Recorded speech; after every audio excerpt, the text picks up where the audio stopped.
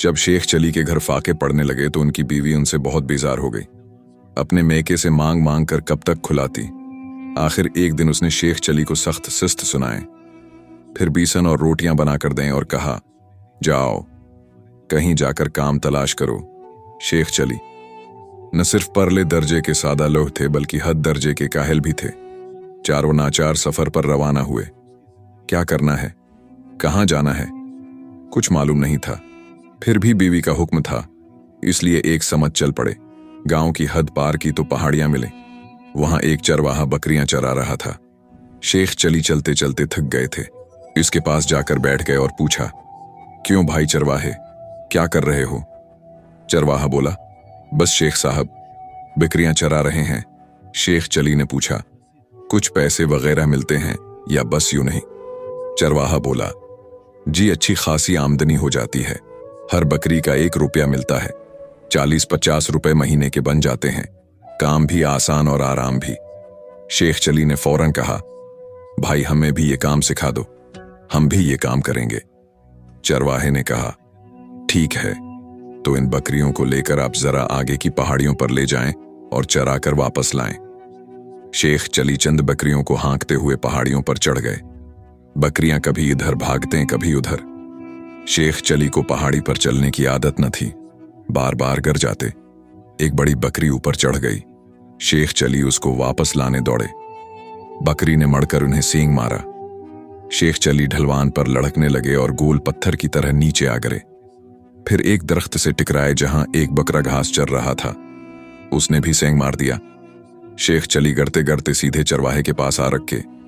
चरवाहा हंसी से लोटपोट हो गया। शेख चली ने कहा, भाई ये काम हमारे बस का नहीं। बकरियों के सींग और लाते हमसे नहीं खाई जाते, हम चलते हैं।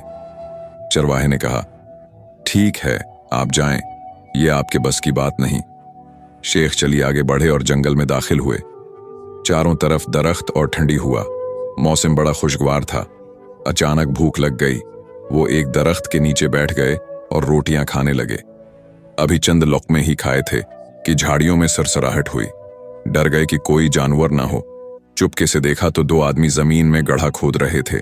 पास एक पीतल का बर्तन रखा था जिसका मुना बंद था। शेख चली आड़ में हो गए। दोनों ने गड्ढा खोदकर बर्तन दफन किया और ऊपर पत्थर रखकर चल दिए। जल्दी में फावड़ा वहीं रह गया। शेख चली ने फावड़े से गड्ढा खोदा और बर्तन निकाला। खोलकर देखा तो आंखें फटी की फटी रह गईं। अंदर सोने चांदी के ज़ेवरात भरे थे। वो खुशी खुशी घर की तरफ रवाना हुए। रास्ते में फिर चरवाहा मिला। उसने गुगरा देखकर कहा, अरे शेख जी, ये कहां से मिला? शेख चली ने फख्र से कहा, भाई अब हमें मेहनत की जरूरत नहीं, जंगल में खजाना मिल गया है।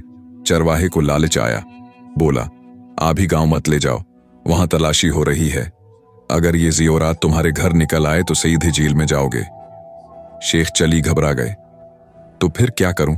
चरवाहा बोला, करीब एक कनवा है, इसमें छिपा देते हैं, बाद में निकाल लेना।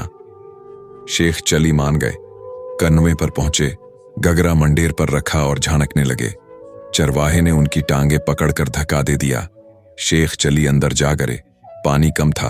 वो खड़े हो गए और चलाने लगे। बचाओ, मेरा माल चरवाहा ले गया। कुछ देर बाद वही 2 आदमी वहां आए जिन्होंने खजाना दफन किया था। उन्होंने शेख चली को निकाला।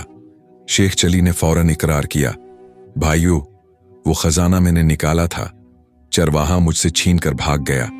उन्होंने शेख चली को खूब मारा और दरख्त से उल्टा लटका दिया। कुछ देर बाद सिपाही आए और उन्हें आजाद किया।